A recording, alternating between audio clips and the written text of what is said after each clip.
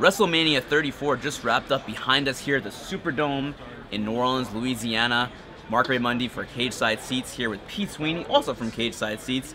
We're gonna just break down the card a little bit. I'm gonna ask Pete about what just happened. I think overall a very good card.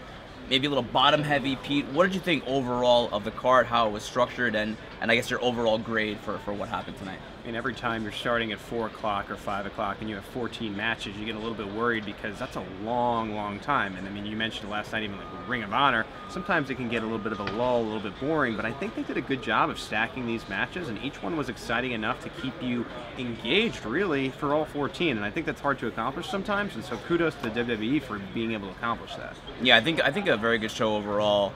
Main event, Brock Lesnar goes over Roman Reigns. It was a main event that fans didn't love. No. There were boos, there were the beach balls, there was some indifference. This is awful chant, which you never hear. This is awful, not this is awesome. This is awful. That was shocking here. I didn't think it wasn't obviously a great match, but it wasn't a match that necessarily deserved that this is awful chant. Was the crowd just tired? What did you think the situation was? I think the crowd just went into it with a bad attitude. You know, it's like anything you have in the world. You know, you go to work, you have a bad attitude, you're going to have a bad day. And I don't think they were even giving this match a chance. And what was happening in the ring was actually pretty good. So when you have a beach ball, I mean, that's bad on the crowd. But again, you wonder if the WWE should have built it in a different way. It's hard. Right. It's hard because maybe it just should have been different people, and that was the problem going in. So it never had a chance going in, which stinks because I thought Roman Reigns and Brock Lesnar did a good job. Yeah, it's. Do you think that the structure of the card, the bout order, may come under some scrutiny in the days and months ahead? You know, I thought they did a good job. If there's anything anyone wants to complain about, it's that the Universal title was last and everyone expected that. I think right now that is the #1 enemy of anything in pro wrestling. If you expect it, the fans are upset, and that could be in any part of this entire program. So speaking of things, well, actually things that we did not expect was Ronda Rousey's debut in the ring here, tagging with Kurt Angle against Stephanie McMahon and Triple H. They go over, which I think that was expected, but the performance of Ronda Rousey, her first match in pro wrestling, we've never seen her do anything in the ring outside of some segments on Raw. Everyone seemed to think that she, I mean, just hit a home run. It was a huge success. Pete, what is your analysis of Rousey? You know, my ceiling for Rousey was, okay, don't mess up. Just do enough, get through the match, make it average, and that's a win. And she came out looking violent. She came out prepared. She dominated as far as performance goes, and I would even argue, I'd go as far as to say that this was the best match of the night. And this was something that no one considered could even be that. And you know, it's going to get lost in this a lot, but kudos to Stephanie and Triple H. Always prepared, always come out. Stephanie hasn't wrestled a match in years, and she did fabulously in that losing effort as well. What shocked you the most about Rousey? Because it seemed like no performance is flawless, but for someone making a debut, especially on this stage in front of 78,000 people, it really could not have gone any better for her. The WWE treated this scared. From what I had heard, they were putting up curtains as she was training for matches like this. So that makes you worry and say, oh, maybe she's not particularly ready for this. And then she came out and was more than ready, over-prepared, looked great. Maybe one of the better, wrestlers on the roster tonight. So it was kind of shocking. And you know what? Kudos, and this is your world, to the MMA world for translating it right off the bat. She was practicing that Hurricane Rana counter to the powerbomb into the armbar. That's why they had the shades up, Pete. Of course, they were hiding those ridiculous these ridiculous moves that can be on. It's gonna be on 205 Live on Tuesday night, I think. And such a memorable spot. You talk about WrestleMania moments. Rousey versus Triple H. People are gonna remember that for a long time. 100%. One match that maybe didn't go as well as people expected to kind of counteract this match going better than expected was Shinsuke Nakamura against AJ Styles for the WWE title. AJ Styles goes over Nakamura. Nakamura turns on AJ Styles afterwards, seems to turn heel. The crowd was not into that. It was kind of a slower match. What was it? Was it not good enough? Did it not meet expectations, do you think?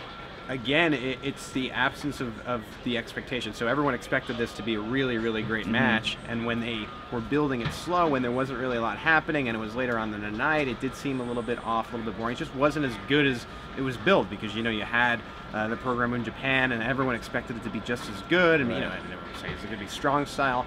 the best part of the entire exchange was after the match when Shinsuke Nakamura turned heel. And I joked, okay, he's the king of strong style. Tonight he was the king of a Roderick strong style after the heel turn. It's a very good line. Thank you. Retweeted by SB Nation, I think. I'm pretty sure. Yeah. It's got some love. Do you think it will be a heel turn moving forward? Do you think maybe we'll see a meaner Shinsuke Nakamura, and will that be good for his character and the direction that it's going in? Two things had to happen tonight, or one of two things had to happen tonight. Either he won the title, or he had to have some sort of character shift or character change, and we saw the latter. So it doesn't seem like it's going to be over now between AJ Styles and Shinsuke Nakamura, and you wonder if this carries into SummerSlam, or is it going to be more of a recent program? But it's exciting because now we're starting the new year of wrestling, and we'll see where it goes from here. But I think a meaner Nakamura might be very good for his character. Not a great night for the Royal Rumble winners or the Japanese stars on the WWE roster, because Asuka, there's no longer a streak. Charlotte Flair goes over with the figure 8. Pretty surprising, but a really, really good match. Were you surprised, Pete, by her losing the streak? And what did you think of the match overall? I was super surprised by her losing the streak because I thought Vince McMahon would look at Asuka and say, we could have an undefeated champion and maybe carry that into next WrestleMania. And you have Rousey. We just talked about Rousey. Maybe that's your build for next WrestleMania. But you know what? Another swerve, which is what everyone wants. No one wants to be given what was expected. And not only did she lose, but she tapped out. I just didn't see that happening. And it was great. And I mean, and it builds Charlotte's character up even more and makes her almost a dominant character with Asuka. So now you're having a really deep women's division when it comes to that. And I don't think these two are done. I think we're going to see them again in the ring together. Definitely. Very weird thing toward the end of the night, in between the two main title matches, there was a tag title match between The Bar, the Raw Tag Team Champions, against Braun Strowman and a mystery partner. Braun Strowman said when he came out that the mystery partner was going to be someone from the audience, and he pulled out what looked to be maybe like a 10-year-old kid from the audience, Nicholas, and they came in, and well, Nicholas is now a Raw Tag Team Champion with Braun Strowman. What do you think of this? Is this hokey? Is it silly? Was it the right moment for something like this in the card? What did you think about that whole situation? Again, WWE reaching into the unexpected. I think it's funny. I mean, is Braun going to adopt this kid? Is he going to homeschool him on the road now that he has to come on Raw and be the tag team champion? There's a lot of ways you can go with this story, and it's fun and it's funny, and that's the thing about wrestling that maybe sometimes you don't see in the UFC when it doesn't have to do with Conor McGregor getting arrested in weird ways, is you can be a little goofy, and I thought that was cool, a nice little cool moment for WWE. I was going to say, before you said McGregor, I was going to say, didn't you see that someone threw a dolly through a bus window like 4 days ago? Anything, yeah, it seems like anything can happen now in both. But yeah, I mean, this type of thing would never happen in the UFC. But now, there's just a lot of reasons for you to turn the page and watch Monday Night Raw tomorrow. Is he going to leave New Orleans? Is his mom going to be upset that now he's a tag team champion? It'll just be a funny part of Monday Night Raw. Real quick, just to wrap it up, sure. We have the IC title match. Seth Rollins is the new Intercontinental Champion. Cedric Alexander is the new Cruiserweight Champion, beating Mustafa Ali on the pre-show. We had the Bray Wyatt babyface turn, I guess, with now Matt Hardy. They're gonna maybe be a tag team. Yeah, it looks good. That kind of flourished that bloomed in the Under the Giant Memorial Battle Royal. We had Naomi winning, surprisingly, the Women's Battle Royal. Anything else on the card? That's Bludgeon Brothers, new tag champions on SmackDown. It was a crazy. I mean, geez, we've been here for 9 hours, I think, already. No joke. What else on the card stood out to you?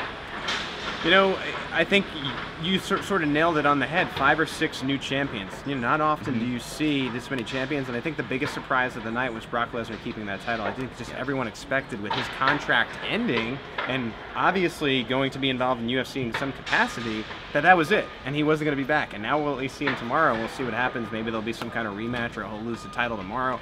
But WWE needs to keep him, so obviously there's some kind of deal worked out. It's just how long is that deal? That's right. And yes, and as Pete said, Raw is tomorrow night, right across the way at Smoothie King Center, and then SmackDown also across the way at Smoothie King Center. New Orleans getting all the events this weekend. But we're going to bid you adieu now. It's been a very long weekend for us. For Pete, I'm Mark. Stay posted to Cage Side Seats for all the great coverage you love of WrestleMania 34.